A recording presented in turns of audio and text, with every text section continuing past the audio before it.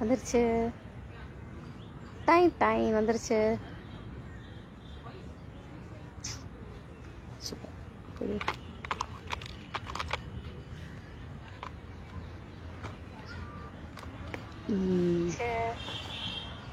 Time time வந்துருச்சு.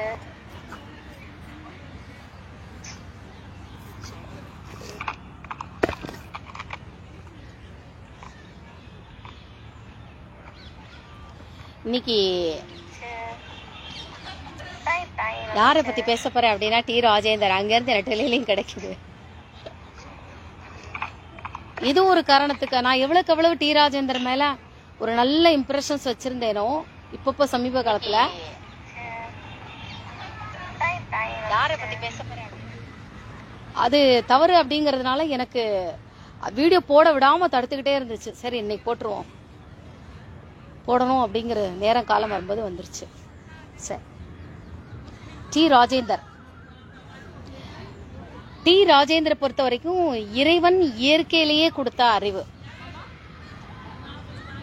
இயற்கையிலேயே இறைவன் கொடுத்த அறிவு. அதாவது சரி, அதுக்கு முன்னாடி டி ராஜேந்திரோட வாழ்க்கையிலையும் நான் தான் திருப்புமுனை. ஸ்டோரி 1.5 மணி நேரம் 2 மணி நேரம் போகும். எவ்வளவு நடந்த நிகழ்ச்சிகளை பூரா சுருக்கமா அவ்வளவு சொல்லணும்னா நிறைய வடிகட்டி சொல்லிடுவேன். அவர்கிட்ட இன்டர்வியூ எடுத்து கேளுங்க, அப்பதான் எல்லாமே கிளியரா வரும், புரிய ஆரம்பிக்கும். நிறைய பேரோட பாரதி ராஜா, பாக்கியராஜ், பார்த்திபன்லாம் காட்டுது, அது அஜித் காட்டுது, சூர்யா காட்டுது. அப்புறம் கார்த்திக் நடிகர் ஆகிறதுக்கு முன்னாடி கூட அந்த சின்ன பையன் கார்த்திக் வந்து அவரோட அப்பாவை யாரும் கூட்டிட்டு வந்து இவரை நடிகர் ஆக்கலாமா அப்படின்னு சொல்லி கேட்குறாங்க. அந்த அரச மரத்தடி நாங்கள் எப்போது சந்திக்கிறது,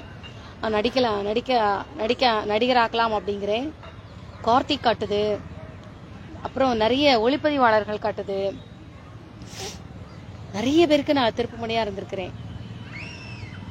சரி, இப்ப டி ராஜேந்திர பத்தி சொல்லுவோம். அப்போ பாரதி ராஜா, விசு, ஷியாம், சலீல் சௌத்ரியை பொறுத்த வரைக்கும் அவர் நல்ல ஒரு இசையமைப்பாளர். நல்ல இசையமைப்பாளர் அப்படிங்கறத விட உங்க பாணியில சொல்றத, உங்க பாணி வேற, மத்தவங்க கண்ணோட்டம் வேற, என்னுடைய கண்ணோட்டம்ங்கிறது வேற. அவர் வந்து சலீல் சௌத்ரியோட இசை அறிவு எப்படி இருக்கும்னா, பிரபஞ்சத்திற்கு கட்டுப்பட்டு மாயையில முங்கி இருப்பாங்க இல்லையா, அந்த வட்டத்துக்குள்ளே சுத்தி வரக்கூடியதான் சலீல் சௌத்ரியோட இசை பயணம். ஒவ்வொருத்தருக்கும் ஒவ்வொரு விதமான இசை பயணம் உண்டு. அதுல கொஞ்சம் மேல ஒருபடி மேல போனதுதான் MS விஸ்வநாதன் ராமமூர்த்தி. இவங்க வந்து என்ன, பிரபஞ்சத்துக்கு கட்டுப்பட்ட சக்தி, அந்த சக்தியை மாயையில முங்கி இருக்காது, கொஞ்சம் மேல வா அப்படின்னு இழுத்துட்டு போறது MS விஸ்வநாதன். இது இளையராஜா வந்து பிரபஞ்சத்தை தாண்டின சக்தி, எல்லாத்தையும் இது பண்ணும். அதே சக்தியை தான் நான் வந்து இவங்களுக்கு 3 பேருக்கு மாத்தி விட்டுருக்கேன். யாருக்கு அப்படின்னா 3-4 பேருக்கு மாத்தினேன். மனோஜ் கியான், ராஜ்குமார், SA ராஜ்குமார், சிற்பி சௌந்தர்யன். சரி, அதே மாதிரி இந்த மாதிரிலாம் இது பண்ணிருக்கேன் அப்படின்னு சொன்ன உடனே என்னோட மன்மதன் என் காதலன் அந்த 79 அகல்விளக்கு படத்தின் போதுதான்,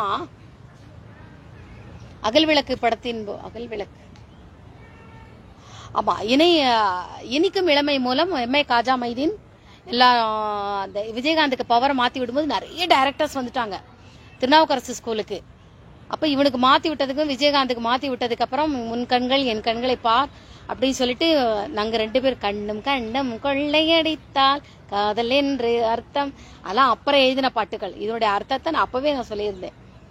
மாத்தி விட்டு எல்லாம் பண்ணதுக்கு அப்புறம் R செல்வராஜ் வந்து இது எடுக்கிறாரு, பொண்ணு ஊருக்கு புதுசு எடுக்கிறாரு. அதுக்கப்புறம் அகல்விளக்கு, இவன் அந்த மாதிரி சக்தி வாங்கிட்டான் அப்படின்னு அகல்விளக்கு படம் எடுக்கிறாரு.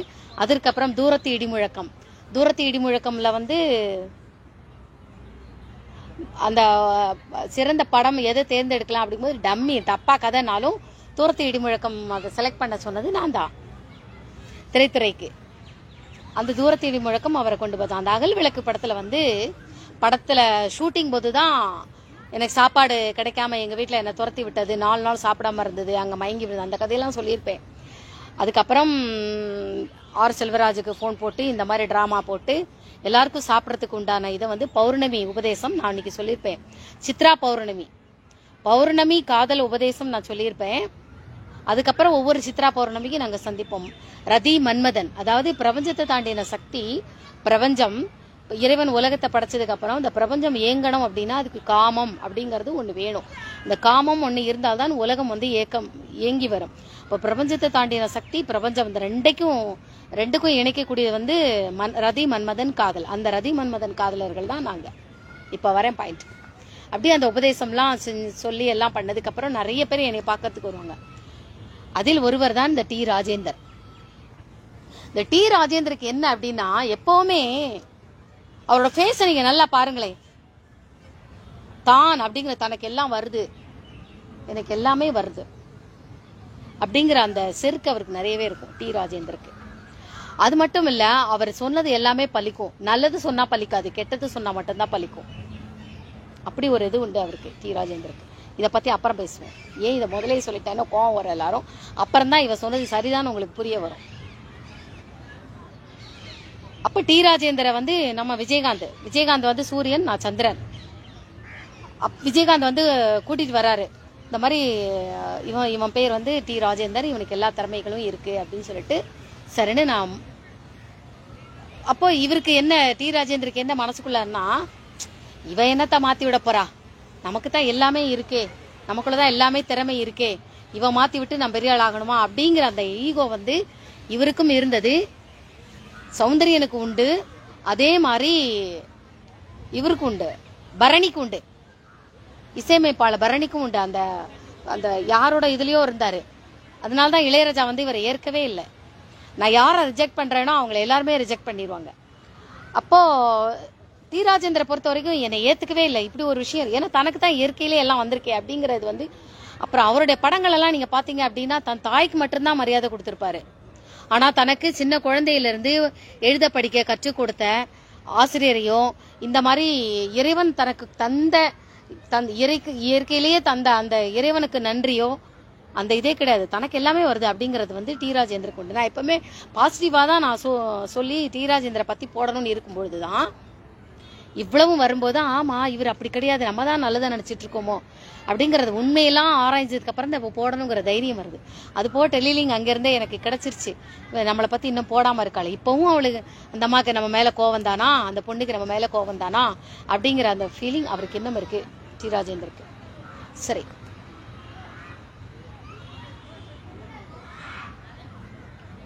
இப்போ ஸ்வதந்திரா சர்வதந்திரசி தட்சிணாமூர்த்தி ரூபிணி டி ராஜேந்தர் அவர்களே, உங்களுக்கு நான் சொல்லிக்கொள்ள விரும்புறேன். காலம் கடந்து ஸ்வதந்திரா சர்வதந்திரசி தட்சிணாமூர்த்தி ரூபிணி. நான் எப்பவுமே சொல்ல, புனரப்பி ஜனனம் புனரப்பி மரணம். நமக்கு கிடைக்கக்கூடிய பாவ புண்ணிய தண்டனை வந்து பின்னாடி நடந்ததை பார்த்துதான், பின்னால் நாம் என்ன செஞ்சோம்ங்கிறதை பொறுத்து தான் புனரப்பி ஜனனம் புனரப்பி மரணத்தில் நமக்கு எல்லாம் கிடைக்கும்ங்கிறது நான் ஏற்கனவே சொல்லிக்கிட்டே இருப்பேன். அப்படி நம்ம என்னதான் ஒரு திறமசாலியா இருந்தாலும் எவ்வளவுதான் இருந்தாலும் அடுத்த ஜென்மத்தில் அவனுடைய தொடர் அந்த பூர்வ ஜென்ம வாசத்தினால அவனுக்கு இயற்கையிலேயே அந்த திறமைகள் வந்தாலும், புனரபி ஜனனம் என்று வந்ததுனால நம்ம வந்து சின்ன குழந்தையில இருந்தே ஒண்ணும் தெரியாம இருக்கிறோம். அதாவது கருணை சக்தி என்பது வேற இயற்கையிலேயே நமக்கு கிடைக்கக்கூடிய பண்பாடுகள். அதாவது கண்ணு சிமிட்டுறது, அம்மா பால் குடிக்கும் போது நம்மளை அறியாமலே பால் கொடுத்தா வாயில கொடுத்தா முழுங்கணும் அப்படின்னு நமக்கு யாரும் சொல்லிக் கொடுக்கல. ஆனா இயற்கையிலேயே நம்ம வந்து முழுங்குவோம். எல்லாரையும் பார்ப்போம், கண்கள் பார்க்கும், சிறுநீர் போகிறது, மலம் கழித்தல், சாப்பிட்டா இதெல்லாம் வந்து இயற்கையிலேயே மனிதனுக்கு கொடுக்கக்கூடிய அந்த இதுல போகும். ஆனா திறமைகளை பொறுத்த வரைக்கும் என்னதான் திறமை இருந்தாலும், இயற்கையிலேயே திறமை இருந்தாலும், குருன்னு ஒருத்தர் கிட்ட இருந்து நம்ம வாங்கிக்கணும், உபதேசம்னு ஒண்ணு வாங்கிக்கணும். இப்ப எனக்கு நடனக்கலை இயற்கையிலேயே ஆண்டவன் கொடுத்தாலும், இசையை ரசிக்கக்கூடிய இசை சம்பந்தப்பட்ட எல்லாத்தையுமே இறைவன் எனக்கு இயற்கையிலேயே கொடுத்திருந்தாலும் அதை நம்ம அடக்கியே வச்சுக்கணும். அதை வந்து நம்ம என்ன பண்ணணும், நம்மளுக்குள்ள இப்படி திறமை இருக்குங்கிறத நம்ம குரு நமக்கு வந்து கண்டுபிடிப்பாரு. அவர் தான் நம்ம வந்து குருன்னு நம்ம ஏத்திக்கணும். ஒருத்தர் சொல்லி கொடுத்து அவனை உருவாக்குறது என்பது வேறு. அவனுக்குள்ள திறமையை இருந்து அதை செதுக்கி விட்டு உனக்குள்ள இது திறமை இருக்கு அப்படிங்கறத கண்டுபிடிச்சு அதை உருவாக்கி அதன்படி கொண்டு வருவதும் குரு தான். அந்த பாதை வேறு, இந்த பாதை வேறு, எல்லாத்தையும் ஒண்ணு போல வரக்கூடாது. என்ன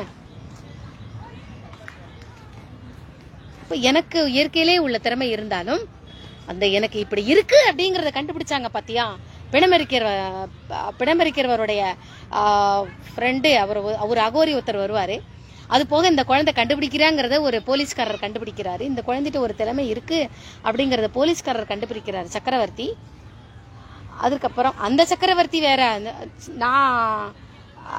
நான் வந்து +2 முடிச்சதுக்கு அப்புறம் வந்த சக்கரவர்த்தி, இன்ஸ்பெக்டர் சக்கரவர்த்தி வேற.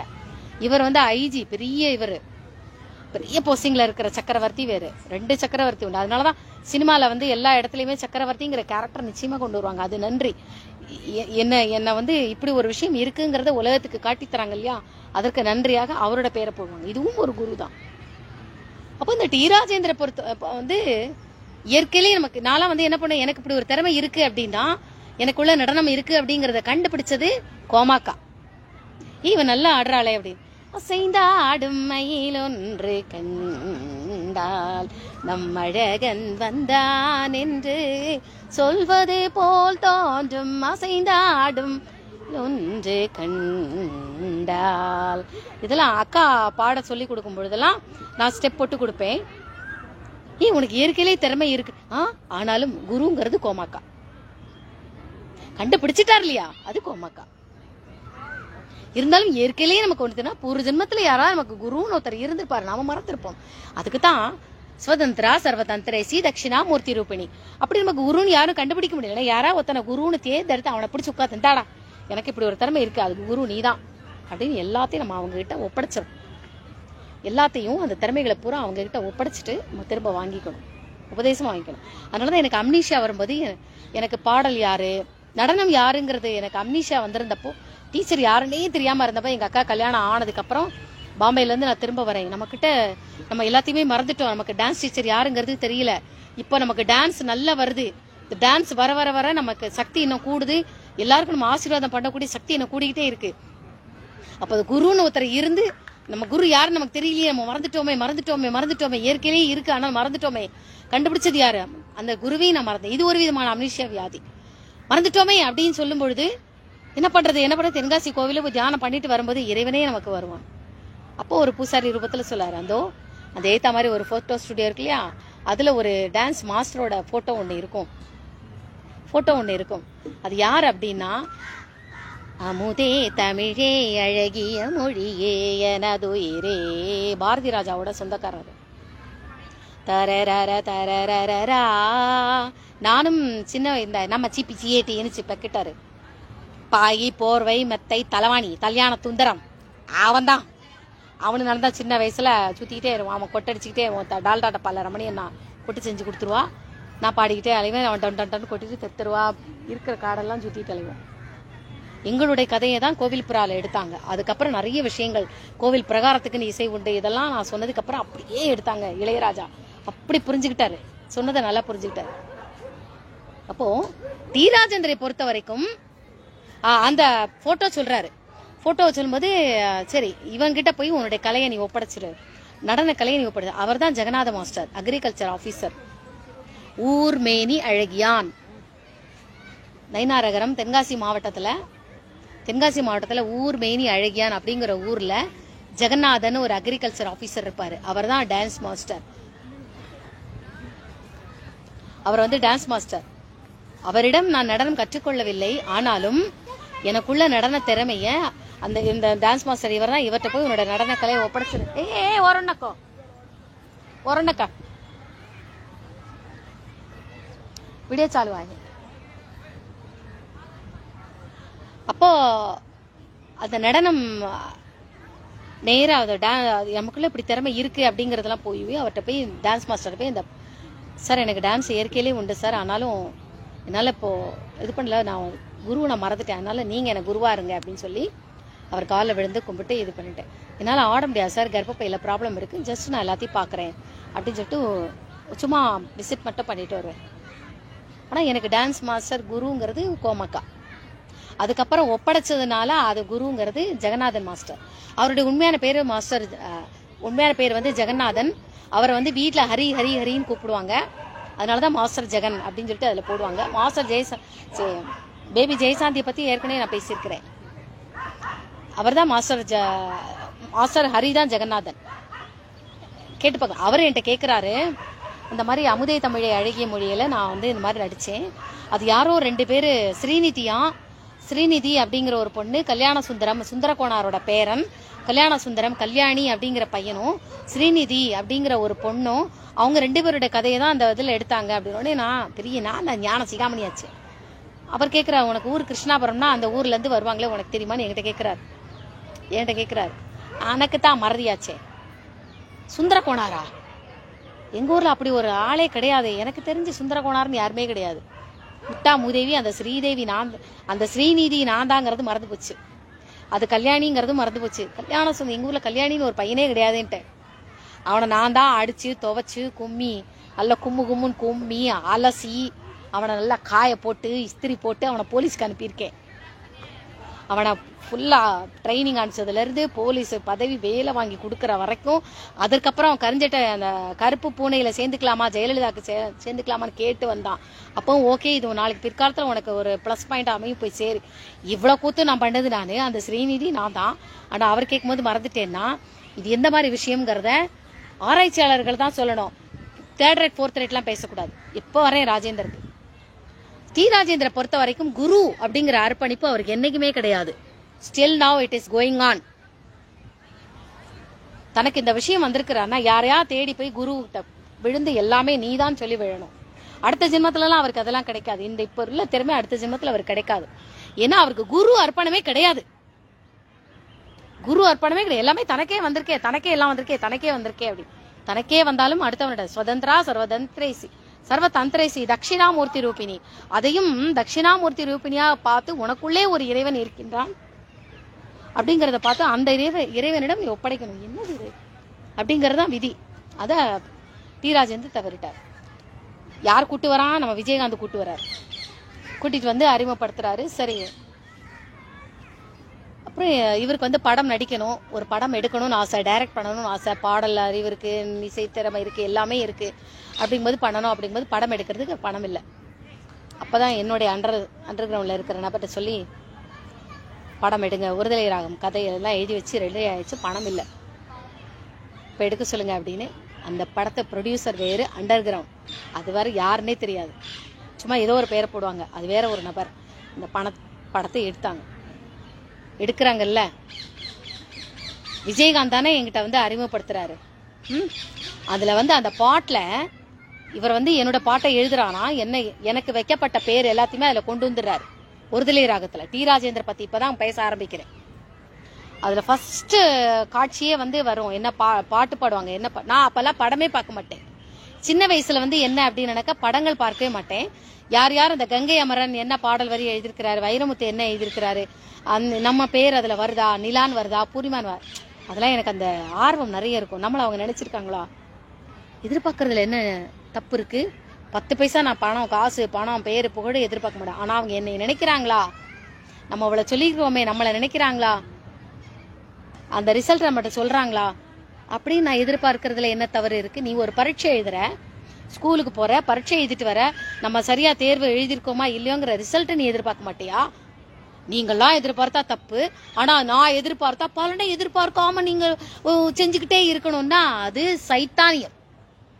அதுக்கு பேரு நேரோ மைண்டட், அதுக்கு பேரு தீய சக்தி. நீ உதவி செஞ்சுக்கிட்டே இரு, பலனை எதிர்பார்க்காத. என்ன நீ செஞ்சுக்கிட்டே இரு, போய்கிட்டே இரு. என்ன நாங்க கஷ்டப்பட்டு உழைச்சு நாங்களா செஞ்சுதான் நாங்க சொல்லிக்கிறோம், உன் பேரை மறைப்போம். சரியா? அப்படி நிறைய பேர் இருக்காங்க. அப்ப நான் அந்த ரிசல்ட், அந்த பாடல் வரிகள் எல்லாம் நான் கேட்டுக்கிட்டே இருப்பேன்.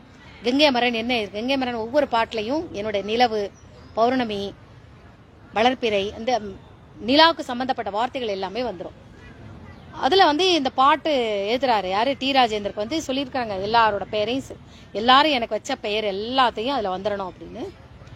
அந்த ஒரு பாட்டு வருமே, அது ஒருதலை ராகத்துல எடுத்த உடனே ஒரு பாட்டு வருமே, அடமன் மதன் ரட்சிக்கணும் இந்த மங்கையர் காளைகளை தந்தரேராரே தந்தரேராரே தந்தரேராரேராம் மீனா ரீனா கீதா சீதா வேதா ராதா அட நம்ம பார்வதி வரடா அடடா அடடா பாத்துக்கோடா. இது எல்லாமே எனக்கு வைக்கப்பட்ட பெயர்களை பூரா கொண்டு வருவாங்க. இதேதான் பரணி தன்னுடைய தவறை உணர்ந்து சந்திரசேகரோட படத்தை 2000 தாண்டி நானும் அப்பெல்லாம் அம்னீஷியால இருக்கேன், படமே பார்க்க மாட்டேன், பாடல் வரிகளை மட்டும் கவனிப்பேன். இப்போ பரணியை பத்தி என்னன்னு கவனிக்கும் போது தான் பரணியும் அதுல எழுதியிருக்கிறாரு. நான் சிகரெட்டு பிடிச்சா அவ மயங்குவா, இது நான் சிகரெட் பிடிக்கிறத பார்த்து இவ மயங்குவா, அதை பார்த்து ஆனா எனக்கு எவ்வளவுமே பிடிக்கல, நான் அப்பவும் என்னை பிடிக்கல, நெகட்டிவா கொண்டு வந்திருக்காரு. இவங்களெல்லாம் திருத்தவே முடியாது. அப்ப எல்லாத்தையும் அந்த பாட்டெல்லாம் அதுல அந்த பாட்டை கேட்டுக்கிட்டு பார்த்தியா, நமக்கு லாவண்யான்னு ஒரு பேர் வச்சிருந்தாங்கல்ல, பெங்காலில இருந்து வரக்கூடிய ஒரு டைரக்டர் வந்து எனக்கு லாவண்யான்னு பேர் வச்சாரு. அந்த லாவண்யாங்கிற பேரை மட்டும் இல்ல பாத்தியா அப்படின்னு நான் அந்த லிரிக்ஸை கேட்டுட்டு, அப்ப சின்ன குழந்தை அப்பவே எல்லாம் கவனிப்பேன். இளையராஜா என்ன பாட்டு எழுதுறாரு, என்ன பாடல் வரிகள் எழுதுறாரு, அதெல்லாம் நான் கவனிப்பேன். லிரிக்ஸ் எப்போ நிப்பாட்டுறேன்னா இந்த டி ராஜேந்தர்னால தான் நிப்பாட்டினேன் கேட்கறதே. அந்த பாட்டுல எல்லாம் பாத்தியா, அதுல லாவண்யா மட்டும் வரலையே, அப்ப லாவண்யா மத்தியா அந்த லாவண்யாங்கிற பேரை விட்டுட்டாரு பாத்தியா அப்படின்னு என் மனசுக்குள்ளே நான் நினைக்கிறேன். அடுத்து அந்த படத்துல அந்த காட்சி வரும்போது உஷா சொல்றா, லாவண்யாங்கிற பேரை மட்டும் விட்டுட்டீங்களே அதான் உஷா, டி ராஜேந்தரோட மனைவி. டி ராஜேந்தருக்கு அந்த இதெல்லாம் நான் சொல்றேன். அப்ப இவருக்கு வந்து எப்பவுமே ஒரு தாழ்வு மனப்பான்மை உண்டு. எவ்வளவுக்கு எவ்வளவு தன்னை பத்தின உயர்ந்த மனப்பான்மை உண்டோ, கர்வம் உண்டோ, அவளுக்கு அவ்வளவு தன்னை யாரும் மதிக்கலையே, தனக்கு அந்த இது இருக்கே, தனக்கு நம்ம இப்படி இருக்கோமே, அழகா இல்லாம இருக்கோமே, தனக்கு இவ்வளவு திறமை இருந்து நம்மளை யாரும் மதிக்கலையே அப்படிங்கிற அந்த காம்ப்ளெக்ஸும் டி ராஜேந்தருக்கு உண்டு. தன்னை யாருமே லவ் பண்ணலையே, நம்மளை யாருமே லவ் பண்ண மாட்டேங்கிறாங்களே அப்படின்னே அந்த இதுலயே சுத்திட்டு இருந்தாரு. அப்போ கேட்கும்போது நான் தான் சொல்றேன், உன்னை ஒரு பொண்ணு லவ் பண்றா, அப்புறம் என்ன யாராவது லவ் பண்ணாங்களா, எனக்கும் கல்யாணம் ஆகுமா அப்படிலாம். உன்ன ஒரு பொண்ணு லவ் பண்ணிட்டு இருக்கிறா, நீதான் அவளை கண்டுக்காம போயிட்டு இருக்கிற, இவ்வளவு திறமை இருந்து உன்னை லவ் பண்றவளை நீ கண்டுக்காம இருக்கியே யாரு அப்படின்னு. இந்த லாவண்யா நீ என் பேரை சொல்லலையே பாத்தியா, அப்ப கூட நீ மறந்துட்டான், அதை அப்புறம் சொல்லு, இப்ப சொன்னா எடுபடாது. அப்போ நான் வந்து சொல்றேன், அந்த பாட்டு வரிகள்லாம் கேட்டாச்சு, எல்லாம் முடிஞ்சிச்சு. அதுல ஒரு பாட்டுல எழுதியிருக்கிறாரு, அந்த இதுல ரதி மன்மதன் காதல், யாரு, நானும் விஜயகாந்தும். விஜயகாந்த் தான் இவரை கூட்டிட்டு வந்திருக்கிறாரு, எல்லாரும் சொல்லிட்டு வந்திருக்கிறாங்க, விஜயகாந்த் தான் கூட்டிட்டு வந்திருக்கிறாரு. விஜயகாந்தை மட்டும் தலையில வச்சுட்டு கும்பிடுறாங்க. விஜயகாந்துக்கு இருக்கிற ஒவ்வொரு ஆணுக்கும் பின்னாடியும் ஒரு வெற்றிக்கு பின்னாடியும் ஒரு பெண் இருப்பாள்னா, விஜயகாந்துக்கு பின்னாடி இருக்கிற உண்மையான சக்தி இந்த பாரதி தான், இந்த வெண்ணிலா தான். அந்த தெருப்பூர் அந்த காசு பணப்பை அவளை பத்தில இப்ப பேசக்கூடாது, உண்மையான சக்தி நான் தான். அவன் வந்து கூட்டிட்டு வரான், வந்து எல்லாரும் சூரியனை மட்டும் காமிச்சிட்டு இருக்காங்க தன்னுடைய படத்துல, வெண்ணிலாவை காட்ட மறந்துடுறாங்க எல்லாரும். இதுதான் அந்த திரைத்துறை பண்ணக்கூடிய முட்டாத்தனமே. விஜயகாந்த் மூலமா சக்தி வாங்கினவங்க எல்லாரும் விஜயகாந்த் மட்டும் காட்டுறாங்க, என்னைய மறந்துடுவாங்க. அதெல்லாம் எனக்கு மனசு ரொம்ப வருத்தமாவே இருக்கு. இப்பதான் நான் எல்லாத்தையும் கவனிச்சுட்டு வரேன். அதுல ஒரு பாட்டை எழுதியிருப்பாரு காதல் தோல்வியில. வணக்கம் சிஸ்டர், வணக்கம். காதல் தோல்வியில ஒரு பாட்டு எழுதியிருப்பாரு, ஐயோ மறந்து போச்சே, என்ன மறதிச்சு, ஓ தெய்வமே, மறதிக்கு அளவே எல்லாம் போச்சு.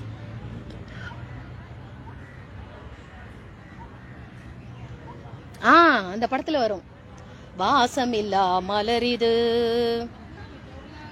வசந்தத்தை தேடுது, வைகை இல்லா மதுரை இது மீனாட்சியை தேடுது, ஏதேதோ ராகம் என்னாலும் பாடல், அழையாதார் வாசல் தலை வைத்து ஓடும் அப்படின்னு இவர் பாடல் எழுதியிருப்பாரு. யாரு? டி ராஜேந்தர். அந்த படத்துல இவர் பெரிய தப்பு பண்ணாரு என்ன அப்படின்னா, பட்டுக்கொரு ராகம் ஏற்றி வரும் புலவா உனக்கே நாசை நிலவவள் மேலே. வெண்ணிலா நான் தான், நிலவு நான் தான், விஜயகாந்தோட சக்திங்கிறது நான் தான். அந்த மன்மதனை பார்த்து, அந்த சூரியனை பார்த்து, நிலவை பார்த்து, அந்த புலவனை பார்த்து, நீ ஏன் நிலவள் மேல நீ ஆசைப்படுற அப்படிங்கறதுல கொண்டு வருவாரு. மீட்டி வரும் வீணை சொட்டவில்லை தேனி உனக்கே நாசை கலை மகள் போலே. அங்கேயும் ஒரு நெகட்டிவ கொண்டு வந்துட்டாரு இந்த டி ராஜேந்தர். எங்க 2 பேருக்கும் சண்டை அதுதான். வாசம் இல்லா மலர் இது அடுத்த லைன்ல கொண்டு வருவாரு,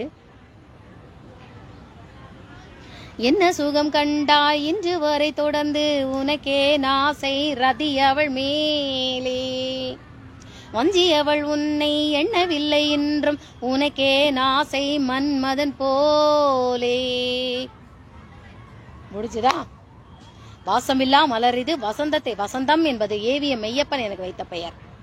அவருடைய பசங்க குகன், சரவணன், குகன், பாலசுப்ரமணியம் 3 பேரும் ஒவ்வொரு பேர் வச்சிருப்பாங்க. மங்களம், பரிமளம், என்னமோ ஒரு பேரு அவங்க வச்ச பேரு. அப்போ வசந்தம்ங்கிறது ஏவிஎம் மெய்யப்பன் எனக்கு வச்ச பெயர். எப்படி அந்த இப்ராஹிம் ராவுத்தர் அந்த இவன் வந்து ஏதோ ஒரு படம்ல இவன் ரஜினிகாந்துக்கு தம்பியா என் கேள்விக்கு என்ன பதில், என் கேள்விக்கு என்ன பி மாதவனோட படம், ஏவிஎம் ப்ரொடக்ஷன்ஸ் தான், பி மாதவனுடைய படம். பி மாதவனும் எங்கிட்ட இருந்து ஆசீர்வாதம் வாங்கிட்டு போனவர் தான், சக்தி வாங்கிட்டு போனவர் தான், நிறைய டைரக்டர்ஸ். அப்போ என் கேள்விக்கு என்ன பதில்ல வந்து இவரை அது இல்லையே, அந்த படம் இல்ல, இல்ல வேற ஏதோ ஒரு படம், ஏவிஎம் ப்ரொடக்ஷன்ஸ். இவன் தான் இனிக்கும் இளமையில வந்துட்டான், அதுல வந்துட்டான், இதுல வந்துட்டான். அந்த படத்துக்கு உண்டான அட்வான்ஸை வாங்கிட்டு வந்த உடனே அதுல நடிக்க கூடாதுன்னு உத்தரவு போட்டது நான் தான். ரஜினி நடிக்கக்கூடிய அந்த படத்துல நீயே நடிக்கிற, பணத்தை கொண்டு திருப்பி கொடுத்துட்டு வா அப்படின்னு. இவன் என்ன பண்ணிட்டான், நான் தான் அகல் விளக்கு படத்துல வந்தவங்க எல்லாருக்கும் சாப்பாடு போடணும்னு சொல்லிட்டேன் இல்லையா, அதனால தான் சொந்த பணத்தை அந்த அட்வான்ஸ் வாங்கின பணத்துல போய் அந்த அட்வான்ஸ் பணம் அந்த வேலையை கொடுத்து முடிக்கிற வரைக்கும் அந்த பணத்தை நீ தொடக்கூடாது, நீ சொந்த உபயோகத்துக்கு பயன்படுத்தக்கூடாது அப்படிங்கறதெல்லாம் நல்லா திட்டினது நானு தான். அதுக்கப்புறம் அந்த 50,000 ரூபா வாங்கிட்டு வந்திருக்கிறான், 10,000 ரூபா எல்லாருக்கும் சாப்பாடுக்கு செலவழிச்சு மீது 40,000 ரூபா இருக்கு. போனை போடுறேன், போட்டதுக்கு அப்புறம் இப்ராஹிம் ராவுத்தர் எல்லாரும் வராங்க. அப்பதான் எல்லாத்தையும் பணம் கலெக்ஷன் பண்ணி 40,000 ரூபா கொண்டு போய் முதல்ல கொடுத்துட்டு வா, அப்பவே 40,000 கொண்டு கொடுத்துட்டு வா அப்படின்னு ஏவிஎம் மெய்யப்பன் அவர்கிட்ட கொண்டு கொடுத்துட்டு வந்தாரு. திருப்பி இந்த 10,000 ரூபா பணத்தை நான் தான் கலெக்ட் பண்ணி கொடுக்குறேனே, எங்க ஆளுகள்கிட்ட எல்லாத்தையும் என்னை வளர்க்குறவங்க எல்லாரும் ஒரு 3 hours தரேன், எனக்கு பணம் வந்தாகணும் அப்படின்னு சொடக்கு போட்டு சொன்னோடனே எல்லாரும் பணத்தை கொண்டு வந்து 12,500 ரூபாய் விடுவோம். அவனுக்கு டாக்ஸியில் கால் டாக்ஸியில் வந்த பைசாலேருந்து இது அந்த 10,000 rupees இப்ராஹிம் ராவுத்தர் கொண்டு ஏவிஎம் ப்ரொடக்ஷன்ஸில் போய் நாங்கள் இந்த படத்தில் நடிக்கலை அப்படின்னு சொல்லி கொண்டு வராது. என்ன படம் ஞாபகத்துக்கு வர மாட்டேங்குது. இப்போ புரியுதா, நான் இதுமே பிளான் பண்ணி கொண்டு வரலன்னு, மறந்து போயிடும். இதுலேருந்தே தெரியுதா நான் பொய் சொல்லலைன்னு. ஏமா பொய்யான தகவல்லாம் சொல்லவே மாட்டா, மறந்துடும். மறதியில வேணா மாத்தி தப்பா சொல்லிக்கிட்டு இருப்பேன், ஆனா சொல்ற விஷயங்கள் எல்லாம் உண்மை. அப்பதான் அவர் வந்து யாரு வசந்தமா, யோ முதல்ல நீ 40,000 ரூபா கொடுத்துட்டு போன இல்லையா, எனக்கு அப்போ ஒண்ணுமே இல்லை, ஆனா நீ இந்த 10,000 ரூபா 2ஆம் தடவை கொடுத்துட்டு போனியே, அந்த கொடுத்துட்டு போன உடனே எனக்கு அடுத்தடுத்து வராத பணமே எனக்கு திரும்ப வந்துருச்சு. யார்யா நீ, என்னையா உன் கைராசி, என்ன உன் கைராசி, இப்படி அந்த 10,000 ரூபா கொடுத்தோன்னு யாரு, இந்த 10,000 ரூபா யார்கிட்ட நீ வாங்கிட்டு வந்த, நீ முதல்ல 40,000 ரூபா திருப்பி கொடுக்கும் போதெல்லாம் எனக்கு ஒண்ணுமே தெரியல, ஆனா அந்த 10,000 ரூபா நீ திருப்பி கொடுத்தியே, இந்த கைராசி என்ன யார்கிட்ட இருந்து வாங்கிட்டு வந்த, யார்கிட்ட இருந்து வட்டிக்கு வாங்கிட்டு வந்த, யார்கிட்ட கடன் வாங்கிட்டு வந்த, இல்ல உன் உழைப்பா இல்ல நீ உழைச்ச உழைப்பு கொண்டு வந்தியா, அதுவும். அப்பதான் இவரு பயந்துட்டு இப்படி கை கட்டிக்கிட்டே கேட்கிறாரு. அப்புறம் ஆமா எப்ப பார்த்தாலும் நீ மூக்கம் வேர்வையை தொடச்சிக்கிட்டே இருப்ப, இப்ப தொடக்கவே காணும், துண்டையே காணுமே, இந்த உனக்கு பின்னாடியே வால் மாதிரி உன்னை சுத்திட்டு வரையே, துண்டு இல்லைன்னா இப்ராஹிம் இல்லைன்னா துண்டு இல்லைங்கிற மாதிரிதான் இருக்கும், எப்ப பார்த்தாலும் வேத்துக்கிட்டே இருக்கும். ஆனா அன்னைக்கு துண்டே இல்லாம போயிருக்காரு. அப்பதான் கேட்கிறாரு ஏவிஎம் பாலசுப்ரமணியன் கேட்கிறாரு, இந்த 10,000 ரூபா பணம் எங்க இருந்தே வந்துச்சுன்னு திருப்பி கூப்பிட்டு விட்டுருக்காரு. 10,000 ரூபா கொடுத்துட்டு போயாச்சு. அதுக்கப்புறம் நிறைய அதிர்ஷ்டம் வந்த உடனே இவர் சொல்றாரு, இந்த மாதிரி கடையிலூர்ல கிருஷ்ணாவத்துல எம்ஏ காஜா மைதீன் வளர்ப்பார்ல, அவர் தான் மங்களசுந்தரி தியேட்டர். யாரு, இத்துண்டாரு சின்ன குழந்தையா, ஆமா அந்த குழந்தையா, ஐயோ அது வசந்தம், அது பேரு, எங்கள் வாழ்வின் வசந்தமே அவள் தான், அந்த வசந்தது வாசம் இல்லா மலருது வசந்தத்தை தேடுதுன்னு அந்த வரியை தூக்கி போட்டிருக்கிறாரு இந்த டி ராஜேந்தர். என் பேர் வசந்தம், வசந்தா, வசந்தி அவங்க வச்ச பேர் தான். இந்த டி ராஜேந்தர் அதுலயும் நெகட்டிவா கொண்டு வந்திருக்கிறாரு. அந்த படத்துல முழுக்க என்னையே வெறுத்து என்னைய நெகட்டிவா கொண்டு வந்திருக்கிறாரு இந்த டி ராஜேந்தர்.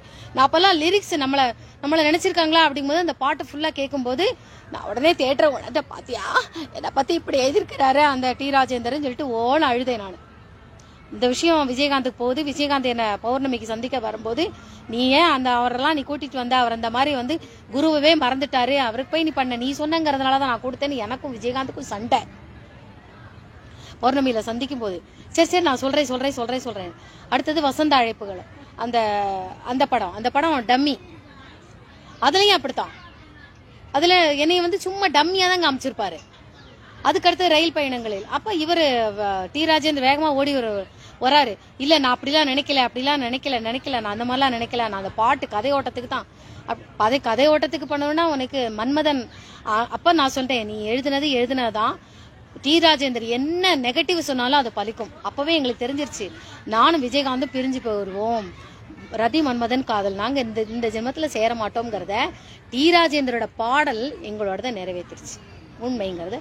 நான் அப்பவே விஜயகாந்த் எப்பவுமே என்னோட காதலை நான் சொல்லவே மாட்டேன். அவனும் நோண்டி கேட்பான். ராதிகா கூட காதல் பண்ற மாதிரிலாம் நடிப்பான், நாடகம் போடுவான். நானும் சொல்லவே இல்லை. கடைசியில அக்கா என்ன திட்டினது, இது பண்ணது, கல்யாணம் பண்ணணும் அப்படின்னு வரும்போதெல்லாம் அக்கா திட்டி நொறுக்கினது, இது பண்ணதெல்லாம் மனசுல காயப்பட்டுச்சு. டி ராஜேந்தரை பொறுத்த வரைக்கும் அவர் நல்லது சொன்னா பலிக்காது, ஆனா நெகட்டிவ் சொன்னா நிச்சயமா பலிக்கும். இந்த விஷயம் இப்படி, இது வந்தா உனக்கு நடக்காது, இது வந்தா அப்படி போகும்னா நெகட்டிவ் மட்டும்தான் பலிக்கும். அவர் நீ நல்லா இருப்பா, நீ வாழ்ந்திருப்பா, அது பலிக்கவே பலிக்காது டி ராஜேந்தரை பொறுத்த வரைக்கும். இப்ப கூட அவர் வாழ்க்கையில நிம்மதியே இல்லாம இருக்கிறார். நிம்மதி இல்ல, சந்தோஷம். ஏன்? ஒரு நல்ல ஆத்மா என்ன போய் ரதி மன்மதன் இப்படி வெறுத்து எழுதியிருக்கிறீங்க. அதுக்கப்புறம் அடுத்த பாடல் வரிகள் எல்லாம் பௌர்ணமி காட்டியிருப்பாரு, இது காட்டியிருப்பாரு. பாடல் வரிகள்ல பௌர்ணமி இருக்காது. டி ராஜேந்தருக்கு ஆடவே வராது, சரியாவே ஆட வராது. ஆட வரும், பாட்டு வரும்னாலும் கூடவே அந்த கர்வம்ங்கிறது ஒண்ணு தனக்கு வருது அப்படிங்கிற அந்த ஆணம் வருது. செருக்கு எவனுக்குமே இருக்கக்கூடாது. அது அவருக்கு உண்டு, டி ராஜேந்திரனுக்கு அது உண்டு. நான் ஒவ்வொரு தடவையும் என்னை பார்க்க வரும்போதெல்லாம், டி ராஜேந்திரன் என்னை பார்க்க வரும்போதெல்லாம் நான் அவாய்ட் பண்ணிக்கிட்டே இருப்பேன். நான் எவ்வளவுக்கு எவ்வளவு நான் அவாய்ட் பண்ணணுமோ பேசுறதையும் அவாய்ட் பண்ணிக்கிட்டே இருந்தேன். ஆச்சு. அப்ப இப்பதான் சொல்றேன், டி ராஜேந்தர் அப்ப என்கிட்ட ஆசீர்வாதம் வாங்க வரும்போதே நான் சொல்லிட்டேன், எனக்கு யாருமே காதலிக்க மாட்டேங்கிறாங்களே, என்னை யார் கல்யாணம் பண்ணிப்பா அப்படிலாம் சொல்லும் பொழுதுதான் நான் சொல்றேன், கையில வெண்ணெய் வச்சுக்கிட்டு நெய் கலையிறியே அப்படின்னு, எனக்கு புரியலையே அப்படின்னு அவர் கேட்கிறாரு. எனக்கு புரியலையே அப்படின்னு. நீ தான் யாரையும் லவ் பண்ண மாட்டேங்கிற, நீ உன்னை யாருக்கு பிடிக்காதோ அவளையே நினைச்சு உருகு. அவ என்னை லவ் பண்ணல, இவ என்னை லவ் பண்ணல, ஏன்னா உனக்கு பிடிச்சவளை தான், உனக்கு யார பிடிக்குமோ அவதான் உன்னை லவ் பண்ணணும் நீ எதிர்பார்த்துட்டு இருக்கிற. டி ராஜேந்தர் அது ஒண்ணு. நீ கொஞ்சம் மாத்தி யோசி. உன்னை லவ் பண்றவள நீயே லவ் பண்ணக்கூடாது. உன்னை உருகி காதலிச்சிட்டு இருக்கிறா, அவளையே நீ லவ் பண்ணக்கூடாது அப்படின்னு. யாரு இந்த மூஞ்சி ஒருத்த? ஆமா, நீ எல்லா பேரையும் எழுதிட்டு அந்த லாவண்யாங்கிற பேரை மட்டும் விட்ட பத்தியா? ஒரு பொண்ணு என் பேரை மட்டும் லாவண்யான்னு சொல்லவே இல்லையே. அப்புறம் அந்த இதுல கிழக்கே போகும் ரயில்ல பஞ்சவர்ணமா நடிச்சிருப்பாளே, அந்த ராதிகாவோட ஃப்ரெண்டா ஒரு பொண்ணு நடிச்சிருப்பா தெரியுமா? ஆமா, உஷா. அவதான் உன்னை உருகி காதலிச்சிட்டு இருக்காரு. டி ராஜேந்தருக்கு கையை உடலை. நிஜமாவா சொல்றீங்க? ஆமா, நீதான் அவளை கண்டுக்கவே மாட்டேங்கிற. இன்னும் எவ ஒருத்தி அழகா இருப்பா, நீ உனக்கு எவ்வளவு அழகா இருந்தானா அவன் நம்மள லவ் பண்ணுவாளா, இவன் நம்மள லவ் பண்ணுவாளா, இவன் நம்மள யார் உன்னை திரும்பி பார்க்கலையா அவளை நீ உன்னை திரும்பி பார்த்து நீ உன்னுடைய காதல் கிடைக்காதா, நம்மள காதல் பண்ணிக்க மாட்டானா, கல்யாணம் பண்ணிக்க மாட்டானா, ஏங்கி தவிச்சிட்டு இருக்கிற. உஷா உன் கண்டுக்கு தெரியலையே, கையில வண்டையை வச்சுக்கிட்டு நெய் கலையிற ஆளுதான் நீ அப்படின்னு சொல்லிட்டு டி ராஜேந்திர பார்த்து சொன்னேன். இப்ப நான் அவட்ட போய் காதல சொன்னா என்ன ஏதாவது எப்ப சொல்லுவேன் தாங்க. அது இதேதான் பாக்யராஜ் விஷயத்திலயும் நடந்தது. இதேதான் பாக்யராஜ் விஷயம். பூர்ணிமா ஜெயராம் இவரையே நடிச்சு உரி இது பண்ணிக்கிட்டு இருக்கா. இவரு அதை கண்டுக்கவே இல்லை. நான் ஏற்கனவே பிரவீனா லவ் பண்ணக்கூடாது, பூர்ணிமா டார்லிங் அப்படின்னு சொல்லிட்டு அந்த படத்துல பூர்ணிமான்னு வரும், அவதான் உனக்கு மனைவி அப்படின்னு ஏற்கனவே பதிவுல போட்டிருந்தேன். ஏன் நீ டார்லிங் சொன்ன அப்படின்னா, என்னை எப்பவுமே என்னோட லவ்வர் அறிவழகன் என்ன டார்லிங் தான் கூப்பிடுவான் என்ன. அப்பதான் நான் அறிவழகனை சந்திச்சுட்டு பேசிட்டு நான் வந்திருந்தப்பதான் இந்த நிகழ்ச்சி நடக்குது. பாக்யராஜ பேசுறோம். பாக்யராஜ் சந்திக்கும் போதெல்லாம் டார்லிங் படத்துல உனக்கு இந்த மாதிரி வருவான்னு அப்பவே சொன்னேன். அதே மாதிரிதான் டி ராஜேந்திரன் உன்னை உருகி காதலிக்கிறா பாரு.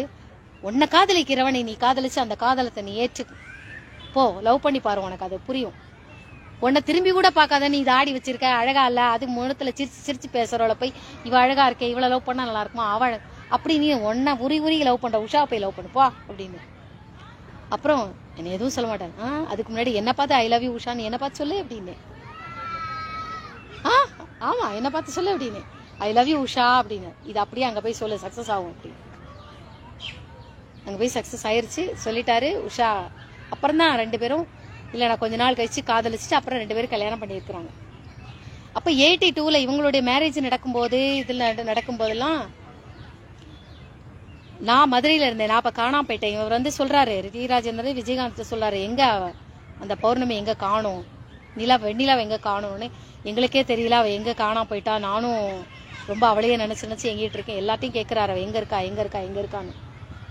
அவர் தான் நான் சந்திரனை தேடினேன், சந்திராவை தேடினேன், கிடைக்கவே இல்லை, சந்திரன் கிடைக்கவே இல்லைன்னு பாடல் வரிகள் எல்லாம் எழுதிட்டே வருவாரு. நானும் கடைசி வரைக்கும் அவர்கிட்ட எனக்கு பேசவே இஷ்டம் இல்லை. ஏன்னா ரதி மன்மதன் காதல் தோல்வி, உன்னை வந்து ரதி திரும்பி பார்க்கலன்னா நீயே ரதி மேல உனக்கே ஆசைப்படுற அப்படிங்கிற நெகட்டிவ் இது இருக்கும்போது பெரிய சண்டையே நடந்தது சினிமா தியேட்டர்ல வச்சு. நான் அப்படி நினைக்கல. நீ என்னையும் மன்மதனையும் காதலையும் 2 பேரையும் நீ பிரிச்சுட்ட நீ அப்படின்னு சொல்லிட்டு அந்த அந்த இன்னும் எனக்கு இந்த சம்பவம் நடந்ததா இல்லையான்னு டி ராஜேந்தர் கிட்ட கேட்கலாம். ஆச்சு, கொஞ்ச நாள் ஆச்சு. சிம்பு பிறந்தான், இவன் பிறந்தாச்சு, சிம்புவும் பிறந்தாச்சு. 83ல நான் எங்க இருக்கேன், மதுரையில இருக்கிறேன். 82 OCPM, 83 மதுரையில இருக்கிறேன். பிப்ரவரி, மார்ச், ஏப்ரல்ல நான் எங்க ஊருக்கு வரேன். லீவ்ல ஊருக்கு வருவேன். திரும்ப 7th ஸ்டாண்டர்ட் ஜாயின் பண்றதுக்கு திரும்ப மதுரைக்கு வந்துட்டேன். 7th ஸ்டாண்டர்ட் படிச்சுட்டே இருக்கும்போதே செப்டம்பர், அது நான் மதுரையில இருக்கேங்கிறது ராஜுக்கு தெரிஞ்சு போச்சு. தெரிஞ்சு போனதுக்கு அப்புறம் மதுரைக்கு எதுக்கோ வந்திருக்கான். நான் ஜெயராஜ் தியேட்டர் போயிருந்தேன். கரெக்ட், ஜெயராஜ் தியேட்டர்ல நானே எங்க மாமி எல்லாரும், மாமா மாமி ஜீவா எல்லாரும் சினிமா தியேட்டர்ல போய் நாங்க படம் பார்க்க போயிருந்தப்பதான் அந்த தியேட்டர் ஓனர் என்னை பார்த்துட்டாரு. பார்த்துட்டு இவளை பார்த்தா நம்ம இவ்வளவு மாதிரியே இருக்கே, பூர்ணிமா மாதிரியே இருக்கே, வெண்ணிலா மாதிரியே இருக்குன்னு தியேட்டர் எங்க ஒரு ஓனருக்கு ஃபோன் போடுறாரு. டக்குன்னு இந்த கேமராமேனை கூப்பிட்டு போட்டோகிராஃபரை கூப்பிட்டு போட்டோ எடுத்துட்டு இது உங்க பொண்ணா அப்படின்னு. ஆமா எங்க பிள்ளைதான், என் பிள்ளைதான் அப்படின்னு தியேட்டர் ஓனர் சொல்றாரு. அதுக்குள்ளேயும் அவங்களுக்கு தெரிஞ்சு போச்சு இந்த பொண்ணு மதுரையில தான் இருக்கா. அப்போ மதுரையில இருக்கா அப்படின்னா மதுரையில எந்த ஸ்கூல்ல படிக்கிறா அப்படின்னு பாலா போட்டு தேடி ஒவ்வொரு ஸ்கூலா அங்கங்க ஆள் வச்சு ஒவ்வொரு ஸ்கூல்ல இருந்து வெளியில வரும்போதெல்லாம் எந்த ஸ்கூல்ல எத்தனை மணிக்கு ஸ்கூல் விடுது இந்த குழந்தை அப்படிதான் நான் OCPMல படிக்கிறேங்கிறத கண்டுபிடிச்சிட்டாங்க. ராஜு இப்படி கை கட்டிட்டு நிக்கிறான். எனக்கு தான் அம்னீஷியா ஆச்சு.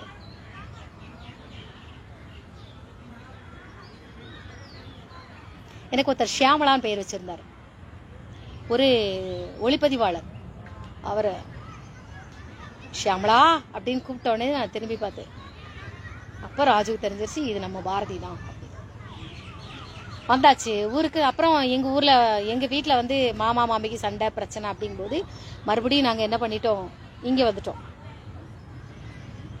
நான் என்னை கூட்டிட்டு திரும்ப கிருஷ்ணாபுரத்துக்கே கூட்டிட்டு வந்து கடலூர் கேர்ள்ஸ் ஸ்கூல்ல என்னை சேர்த்துட்டாங்க. நான் வந்திருக்கேன்னு தெரிஞ்ச உடனே என்னை கூப்பிட்டு விடுறாங்க. அப்பதான் அந்த போலீஸ், அந்த ஐஜி, பெரிய தலைமை காவல் ஐஜி வராரு. அதுக்கப்புறம் இந்த கேஸ், ஒரு கிரிமினல்ல பிடிக்கக்கூடிய ஒரு கேஸ், இவர் வந்து இவரை போஸ்ட் பண்ணும்போது நான் சொன்னேனே இப்படி அணைச்சிட்டு நீ அந்த இது பண்ணினியா அப்படின்னு கேட்கறது.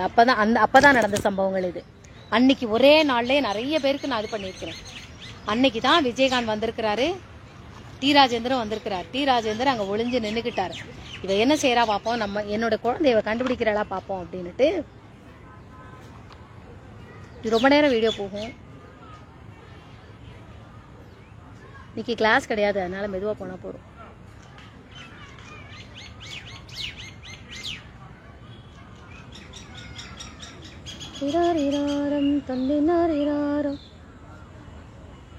அக்ஷயா சுந்தரி வணக்கம் சிஸ்டர்.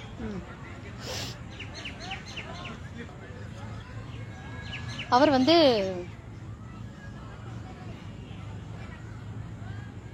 டி ராஜேந்திரன் ஒளிஞ்சுக்கிட்டாரு. விஜயகாந்த் என்ன பண்றான், புஸ்கு குழு உருட்டு குழக்கட்ட மாதிரி புத்தக்குன்னு குழந்தை. விஜயகாந்தோட 2வது குழந்தைமா இருக்கானே சண்முக பாண்டியன், அவனும் அப்படிதான் இருப்பான். அதற்கு முன்னாடி விஜயோட தங்கச்சி எஸ்ஏ சந்திரசேகர், சோபா சந்திரசேகர். விஜய்க்கு ஒரு தங்கச்சி உண்டு இல்லையா, பெண் குழந்தை. அதுவும் புத்துக்குன்னு இருக்கும், அதுவும் நல்லா அழகா இருக்கும். அந்த குழந்தை சோபா சந்திரசேகர், எஸ்ஏ சந்திரசேகர், விஜய் 3 பேரும் திருநாவுக்கரசு ஸ்கூலுக்கு என்கிட்ட ஆசீர்வாதம் வாங்குவதற்கு கார்ல விஜயகாந்த் தான் கூட்டிட்டு வந்தான். என்னுடைய விஜயகாந்த் அப்படின்னா அவளோட புருஷன் விஜயராஜன் என்கிட்ட கூட்டிட்டு வரான். எஸ்ஏ சந்திரசேகர், சோபா சந்திரசேகர், விஜய், அந்த சினிமா நடிகர் விஜய்க்கு கேளுங்க. விஜய் சினிமா நடிகர் விஜய்லாம் இன்னைக்கு தான் பெரிய ஆள் ஆயிட்டோம்னு சொல்லிட்டு மறந்துட்டான். என்னையெல்லாம் மறந்தாச்சு. நீ சின்ன பையனா இருக்கும்போது உனக்கு பவரை அனுப்பி மாத்தி விட்டது யாரு? என்னோட அந்த கல்யாணி இருக்கால, கல்யாணி பக்கத்துல இருக்கான். அந்த அவனுக்கு நான் முத்தம் கொடுத்தேன்னு கோச்சிக்கிட்டு ஓடி போயிட்டான் அவன். நீ அவனுக்குலாம் முத்தம் கொடுக்குற, நான் வரமாட்டேன் கூட பேச மாட்டேன்னு ஓடினான். நம்ம சிஐடி இன்ஸ்பெக்டர் கல்யாண சுந்தரம். அவனுக்கு நான் பண்ற அந்த சக்தி எல்லாம் அவனுக்கு புரியாது. அவனை பொறுத்த வரைக்கும் அப்பெல்லாம் பொசசிவ்னஸா இருந்தான். நான் வந்து அவன் கூட மட்டும்தான் பேசணும், அவனுக்கு மட்டும்தான் முத்தம் கொடுக்கணும், அவனை மட்டும்தான் செல்லம் கொஞ்சணும், அவனுக்கு மட்டும்தான் சொந்தம் அப்படிங்கிற அந்த பொசசிவ்னஸ் அவனுக்கு உண்டு. அது மாதிரி நான் என்ன சாப்பிட்டேன் அப்படின்னாலும் அவனுக்கு கொடுத்துட்டு தான் சாப்பிடணும். எல்லாமே ஒரு இன்னைக்குதான் அந்த மூதேவி என்கிட்ட பேச மாட்டேங்குது. பணத்திமிரு, பணம் நிறைய வந்துருச்சு. அது போக பதவி, பெரிய போஸ்டிங்ல இருக்கிறோம், நம்ம பெரிய இன்ஸ்பெக்டரா இருக்கோங்கிற பதவி, பதவியும் வந்தால் அவன் கலரை மாத்துவான், நட்பை தூக்கி எறிவான், சொந்த பந்தங்களை தூக்கி எறிவான். தெரியுதா? பழைய பள்ளி மாணவர்கள், பள்ளியில படிச்ச தோழர்களை மறப்பாங்க, விளையாட்டு தோழர்களை மறப்பாங்க. பதவி வந்து அப்படி செய்ய வைக்கும், பதவியும் பணமும். சோபா சந்திரசேகர், அந்த விஜய்லாம் இன்னைக்கு பெரிய ஆள் ஆயிட்டானோடனே தனக்கு வாழ்க்கையில யார் சின்ன வயசுல அந்த திருநாவுக்கரசு ஸ்கூல் கடையனூர், கிருஷ்ணாபுரம் கடையனூர், அதுல வந்து நம்மள அந்த சக்தியை மாத்தி விட்டாலே, சட்டம் ஒரு இருட்டரை. அப்பதான் அந்த அந்த முதல்ல ஒரு படம் அசிஸ்டன்ட் டைரக்டரா இருந்தாரு. அதுக்கப்புறம் சட்டம் ஒரு இருட்டரை படம் இது பண்றதுக்கு முன்னாடி நான் தான் 3 பேருக்கு சக்தி மாத்தி விட்டேன். அப்ப அந்த குழந்தைய நான் தொடவே மாட்டேன்னு, குழந்தைய தூக்குது. ஏன்னா விஜய தொடும்போது அவனுக்கு சகோதரன் சகோதரி இல்லைன்னு காட்டும். சகோதரன் வந்தாலும் சரி, சகோதரி இருந்தாலும் சரி, இறந்து போவார்கள்னு சொல்லி காட்டுச்சு. அப்படிங்கும்போது அது விதியா என்னது? ஆமாம். அதனாலதான் அந்த குழந்தை அவன் வந்து விஜய் வந்து எல்லாரையும் ஆசீர்வாதம் பண்ணிட்டு அந்த குழந்தையும் ஆசீர்வாதம் பண்ணுன்னு அந்த குழந்தைய தூக்கி, உனக்கு தான் குழந்தைன்னா ரொம்ப பிடிக்கும் இல்லையா அப்படின்னு சொல்லிட்டு அந்த குழந்தைய வற்புறுத்தி என்கிட்ட தூக்க கொடுத்தா நான் பின்னாடியே விலகினேன். நான் தூக்க மாட்டேன் அப்படின்னு சொல்லிட்டு, தூக்க மாட்டேன்னு சொல்லிட்டு நான் அந்த குழந்தைய தொட மாட்டேன்னு சொல்லிட்டு நான் விலகினேன். விலகி போனேன். கடைசியில 82ல நான் இங்க OCPMல படிச்சுட்டு இருக்கும்போது, அப்பதான் சாக்ஷி படம் ஷூட்டிங் நடந்துட்டு இருக்கும்போது 82ல தான் இந்த குழந்தை இறந்து போச்சு. விஜயராஜன் என்ன நினைச்சான் அப்படின்னா, ராஜு என்ன நினைச்சான் அப்படின்னா,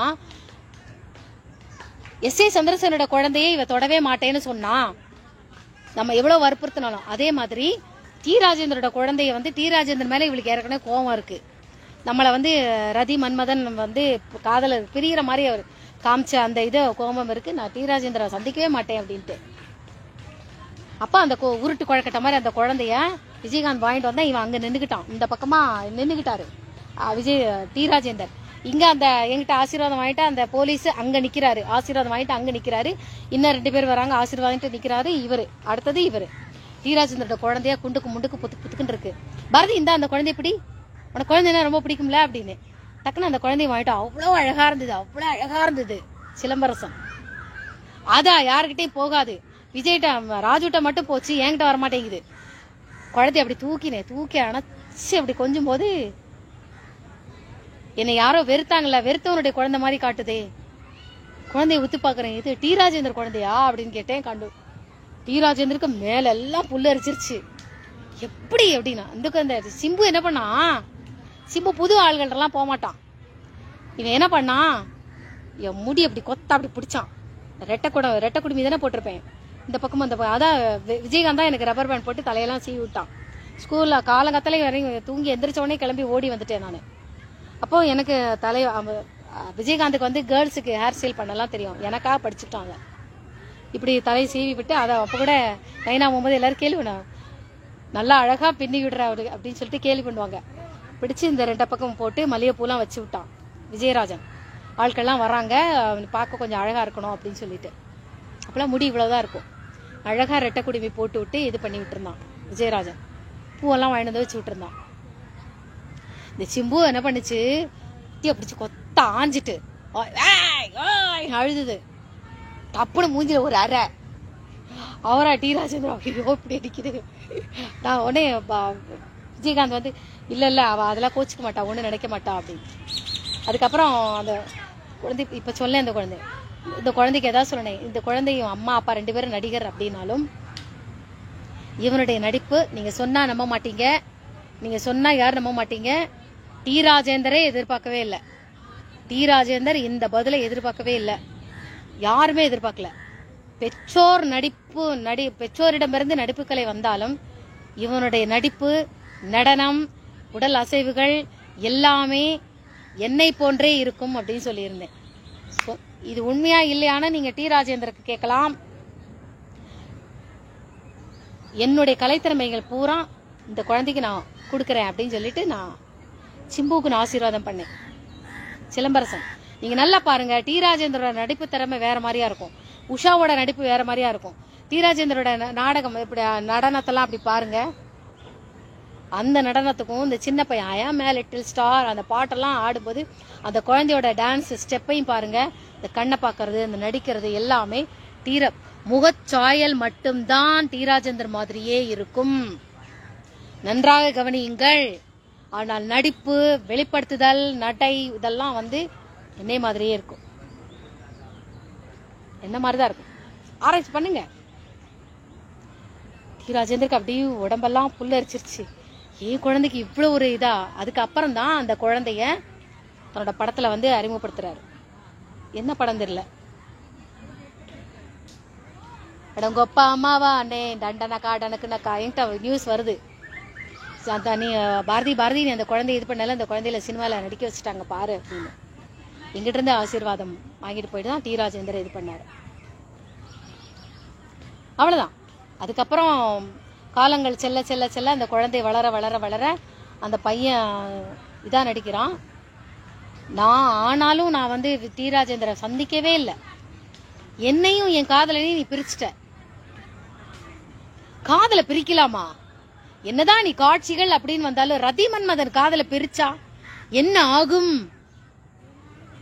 ரதி மன்மதன் காதலை பிரித்தால் என்ன ஆகும்? சைத்தானி சக்தி உருவாகும். கலிபுருஷன் தாண்டம் ஆடுவான். கலிபுருஷன் தாண்டவம் ஆடுவான். நெகட்டிவ் இல்லையா? இவ்வளவு பெரிய தப்பா டி ராஜேந்தர் பண்ணி வச்சிருக்கிறாரு.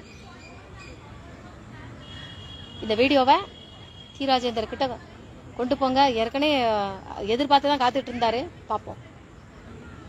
அதுக்கப்புறம் சந்திரன் கிடைக்கல கிடைக்கல கிடைக்கல, சந்திரனை பார்க்கவே முடியல, நிலவை பார்க்க முடியல, அப்படி இப்படிலாம் பாடல் வரல. ஐயோ அப்படின்னு வெறுத்துட்டேன். அது மாதிரி பரணி என்னை பார்க்க வந்திருக்கும் போது இசையமைப்பாளர் பரணி அந்த சினிமா தியேட்டர்ல தான் அந்த கேட்டு கிட்ட தான் எல்லாரும் நிக்கிறாங்க என்னை பார்க்க வர்றதுக்கு. அப்ப நான் இந்த பக்கம் கூடி வரும்போது அந்த டீ கடைக்காரர் இருக்கார்ல, சினிமா தியேட்டர்ல டீ கடை, இங்க வா பூரணி இங்க வா அப்படிவாரு. அவர் என்னை அன்னபூரணி அப்படி, அவர் எனக்கு வச்ச பேரு அன்னபூரணி. பூரணி வா அப்படின்பாரு.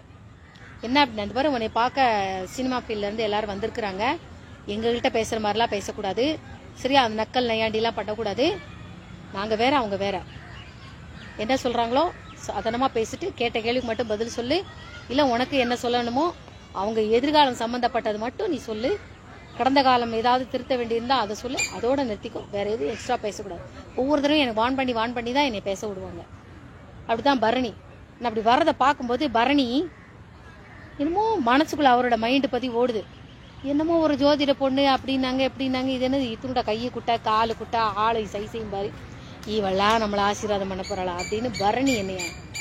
பரணியோட கேரக்டரே அதுதான். யாரையுமே அண்டர் எஸ்டிமேட் பண்றதுதான் அவருடைய இயற்கையிலேயே குணம். பிரத்யார மட்டம் தட்டி எடை போடுறது. ஒருத்தருக்குள்ள திறமைய வளர்த்து விடணும். இவர்கிட்ட அந்த அனலிசிஸ் ஜஸ்டிபிகேஷன் அவருக்கு கிடையாது. ப்ராப்பர் ஜஸ்டிபிகேஷன் பரணிக்கும் கிடையாது. அப்புறம் அப்படி பரணி அப்படி பார்த்தேன். அப்புறம் கூட வந்தவங்களுக்குலாம் ஆசீர்வாதம் பண்ணேன், இது பண்ணேன். அதுக்கப்புறம் தியேட்டர் ஓனத்தை சொன்னேன், பரணி என்னை பத்தி இந்த மாதிரி நினைச்சாரு அப்படின்னு. இந்த விஷயம் இளையராஜாக்கு போகுது, எல்லாருக்கும் போகுது. நான் யாரை ஏற்றுக்கொண்டேனோ அக்செப்ட் பண்ணேனோ அவங்கள மட்டும்தான் அவங்க எல்லாரும் சான்ஸ் கொடுப்பாங்க. அதற்கப்புறம் தான் எஸ்.ஏ. சந்திரசேகரன் என்னை பத்தி சொல்லியிருக்காரு போல. அவர் என்னுடைய பாட்டெல்லாம் அப்பவும் நெகட்டிவா தான் எதிர்க்கிறாரு இந்த பரணி. திருந்தாத ஜென்மங்க. மணி எத்தனை? அப்புறம் சலீல் சௌத்ரி பத்தி சொல்ல வரும்போது அவர் ஏற்கனவே பாடகர் தான். பிரபஞ்சத்துக்கு கட்டுப்பட்டது, அதாவது மேலே இருக்கும் இறை சக்தியை உணராத மாயல் முங்கி இருப்பாங்க இல்லையா, அதற்குண்டான ராகங்கள் தான் ஃபுல்லா சலீம் சௌத்ரி அவருடைய இசை அப்படித்தான் இருக்கும். சலீம் சௌத்ரிக்கு நிம்மதியே இல்லாம அரசியல்லையோ எதுலயோ அவருக்கு ஏதோ ஒரு தப்பு பண்ணிட்டாரு, பிரச்சனை ரொம்ப ஃபோர்ஸ் ஆயிடுச்சு, மன உளைச்சலாகி இதாகி வரும்போது இங்க வா, இங்க இவங்கள்ட்ட வந்து என்னை பத்தி கேள்விப்பட்டு நைனா முகமது கூட்டிட்டு வராரு. அப்பதான் சலீல் சௌத்ரியை பாக்குறேன். எப்போ இது வந்து 79 நினைக்கிறேன், 74, 75, 76, ஆமா 76, சின்ன குழந்தை. அப்போ அவரும் அப்படிதான் நினைச்சுவாரு சலீல் சௌத்ரியும். சின்ன குழந்தை மாதிரி இருக்க, பால் குடிக்கிறது கூட, அம்மாட்ட பால் குடிக்கிறது கூட மறக்கல, இது நம்மளுக்கு ஜோசியம் சொல்ல போறதா அப்படின்னு அண்டர் எஸ்டிமேட் பண்ணி தான் அந்த சலீல் சௌத்ரியும் வந்தாரு. அதுக்கப்புறம் அந்த அவருடைய அரசியல் பிரச்சனைக்கு, அரசியல் இல்ல, அவருடைய டியூட்டியில அவருக்கு ஏதோ ஒரு பிரச்சனை வந்திருக்கு, அந்த பிரச்சனையை மட்டும்தான் சலீல் சௌத்ரிக்கு நான் சரி பண்ணி கொடுத்தேன். அதற்கப்புறம் இளையராஜாவுக்கு நான் வந்து இதெல்லாம் மாத்தி விட்டு இதெல்லாம் பண்ணும்போது சலீல் சௌத்ரி கேட்கிறாரு, அவங்களுக்குலாம் பண்ணினியே, எனக்கு மட்டும் ஏன் பண்ணல அப்படின்னு திருப்பி என்னை சந்திக்க வரும்போது, என்னை பார்த்தோன்னே பால் குடிக்கிற பாப்பா, பால் அம்மாட்ட பால் குடிக்கிறத மறந்துட்டு வந்த பாப்பா, நான் நினைச்சது உனக்கு எப்படி தெரியும், மற்றவங்கள நீ மற்றமா இடப்பட்ட, நீ அடுத்தவங்களை எப்படி நீங்க நினைக்கிறீங்களோ அதுதான் உங்க வாழ்க்கையில. நாம் எதை விதைக்கிறோமோ அதுதான் நமக்கு அறுவடையாக கிடைக்கும். அதுக்கப்புறம் சலீல் சௌத்ரிக்கு நிறைய பிரச்சனைகளை சரின்னு அரசியல் அந்த ஃபோர்ஸ் அந்த இதெல்லாம் சரி பண்ணி விட்டேன். அப்புறம் இன்னொரு இசையமைப்பாளர் யாரு, ஷியாம்,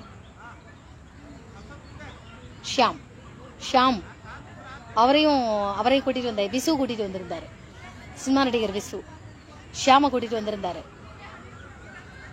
அப்புறம் இன்னும் விசு டி ராஜேந்திர ஒரு கெட்ட பழக்கம் உண்டு. என்ன அப்படின்னா, என்னால அவர் ஆசீர்வாதம் வாங்கிட்டு படங்கள்லாம் எடுத்திருக்கிறார்ல, யாராவது ஒரு நபரையாவது ஒருத்தரையாவது எனக்கு இந்த மாதிரி கிடைச்சிருக்கு, நீங்களும் வாங்க, இவகிட்ட போனீங்கன்னா உங்களுக்கு நல்லது கிடைக்கும், ஒரு நபரை கூட அந்த டி ராஜேந்தர் என்னிடம் அழைத்து வரவே இல்லை. விசு, அந்த பாரதி ராஜா, கே பாலச்சந்தர், மணிவண்ணன்லாம் எத்தனையோ பேர்கிட்ட சொல்லிட்டு, இந்தப்பா இந்த பொண்ணு போய் பார்த்துட்டு வந்தா உனக்கு வாழ்க்கையில மாற்றங்கள் அடையும் சொல்லிட்டு அனுப்பிச்சிருக்கிறாரு. சத்யராஜ் அனுப்பிச்சிருக்கிறாரு. அது மாதிரி. ஆனா அந்த டி ராஜேந்தர் அனுப்பவே இல்லை. விசு வந்து ஷியாம கூட்டிட்டு வந்தாரு, இசையமைப்பாளர் ஷியாம கூட்டிட்டு வந்தாரு. அதுக்கப்புறம் அவர் கூடவே இருந்தார்ல சேத்து விநாயகம், எனக்கு மறந்து போகுது. நிறைய பேர், ஏகப்பட்ட பேர், எல்லாம் சினிமா தியேட்டர்ல வந்து தியேட்டர்ல அந்த பட காட்சி முடிகிற வரைக்கும் நாங்க வெளியில காத்துக்கிட்டே இருப்போம். மக்கள் எல்லாரும், அந்த பார்வையாளர்கள் எல்லாரும் வெளியில போனோடனே நாங்க மேல ஏறி போய் பார்த்து 1 மணி நேரம் பேசிட்டு இருப்போம். R.K. செல்வமணி, சரத்குமார், நான் சொல்றவங்க எல்லாம் நீங்க கேட்டு பாருங்க. R.K. செல்வமணி, சரத்குமார், அப்புறம் D.K.S. பாபு சொல்லிட்டேன், ஜான் பாபு சொல்லிட்டேன், அன்னைக்கு R. சுந்தரராஜன், அதற்கப்புறம் கூட இன்னும் யாரு இல்ல, ஆனந்தராஜ், அப்புறம் இன்னும் யாரு, லியாக்கத் அலிகான்ட்ட கேளுங்க. நீங்க அன்னைக்கு சினிமா தியேட்டர்ல போய் பாரதியை பார்க்க போயிருந்தீங்க இல்லையா, லியாக்கத் அலிகான் எனக்கு வச்ச பெயர் ஆயிஷாவை நீங்க பார்க்க போயிருந்தீங்க இல்லையா, யாரெல்லாம் பார்க்க போயிருந்தீங்க ஆசீர்வாதம் வாங்குறதுக்கு, அவரே சொல்லுவாரு. R.K. செல்வமணிகிட்ட என்னோட போட்டோ காமிச்சு கேளுங்க, எனக்கு தெரியுமான்னு கேளுங்க. R.K. செல்வமணி என்கிட்ட ஆசீர்வாதம் வாங்கினதுக்கு அப்புறம் தான் புலன் விசாரணை படம். மணிரத்னம் அவர் வந்து எனக்கு அஞ்சலின்னு பேர் வச்சாரு. நிறைய பேர், நிறைய டைரக்டர்ஸ் வந்திருக்காங்க. ஈரோடு சவுந்தர், அப்புறம் K.S. ரவிக்குமார், ஈரோடு சவுந்தர் தான் வந்திருக்கும் போது நான் என்னை தேடி இருக்காங்க. அதுக்கப்புறம் நான் திருமலை கோயில் போயிருந்தேன். திருமலை கோயில் போயிட்டு வரும்போது இந்த மாதிரி ஈரோடு சவுந்தரை தேடி வந்திருக்காங்கன்னு வேகமா ஓடி வந்துட்டு ஈரோடு சவுந்தருக்கு ஆசீர்வாதம் பண்ணேன். ஈரோடு சவுந்தர். அதுக்கப்புறம் ஞாபகம் வரமாட்டேங்குதே. நீங்க ஒண்ணு பண்ணுங்க, சினிமா துறையில இருக்கக்கூடிய அந்த 70ல இருந்து 97 வரைக்கும், 70 அதாவது 74, 70, 71, நீங்க 70s சொல்லிப்போம். 70ல நான் பிறக்கலை, இருந்தாலும் 70 நான் சொல்லிக்கிறேன். சும்மா வார்த்தைக்கு சொல்லிக்கிறேன். 70ல நான் பிறக்கவில்லை, இருந்தாலும் வார்த்தைக்கு சொல்றேன். 71ல இருந்து 74 என்னோட பயணம் வந்து 73லேருந்து தான் ஆரம்பமாகுது. நான் பிறந்ததுலேருந்தே நல்ல யோகங்கள் தான். அந்த வக்கீலுக்கு என்னை பார்த்துட்டு குழந்தைய தூக்கி கொஞ்சிட்டு போவாங்க, அவங்களுக்கு ஏதாவது யோகம் அடிக்கும். அப்பலேருந்தே நல்ல இது. எனக்கு எம்ஜிஆர் வச்ச பேர் தங்கமணி. ஓ மறந்து போதே என்ன யார் யாரெல்லாம் மறந்துருச்சு. இனிமே நான் அடுத்த தடவை வரும்போது நம்ம ஸ்டாலின் சித்தப்பா மாதிரி எழுதி வச்சுட்டு வரப்போறேன். இன்னைக்கு இதை பேசலாம், இன்னைக்கு இதை பேசலாம், இன்னைக்கு இதை சொல்லலாம், இதை சொல்லலாம் அப்படின்னு அடுத்த தடவைலேருந்து ஸ்டாலின் சித்தப்பாவாக வரப்போறேன். புரியுதா? ஸ்டாலின் சித்தப்பான்னு நான் சொல்றேன், புரியுதா? பாய்.